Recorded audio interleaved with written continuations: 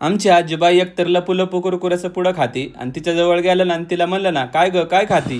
बघ कशी चवदार आहे बघ.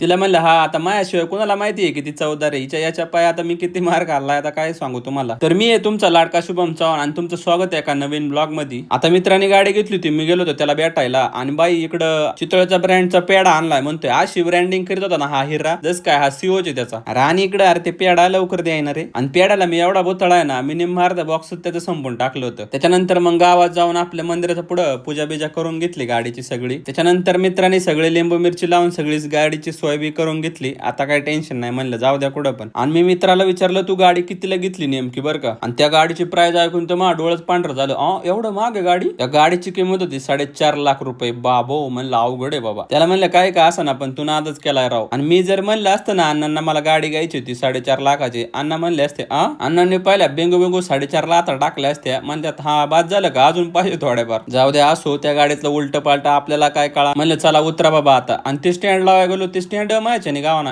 कुठे गेलं दिसला बाबा काकेत कळसान गावाला वळसा. त्याच्यानंतर आम्ही शंकरबाबांच्या मठात गेलो, तिकडे दर्शन वगैरे घेतलं. आणि तुम्हाला सांगतो रात्रीचं घरी जाताना एवढी फाटते ना, असं वाटत काय बोकाडे बिकडे मागं बसली काय माझ्या. आता बोकाडे मला आवळायचे आत, मी आता बुंगा फाईट करीत लवकर घरी जातो. आता वर तुम्ही घ्या लाईक आणि फॉलो करून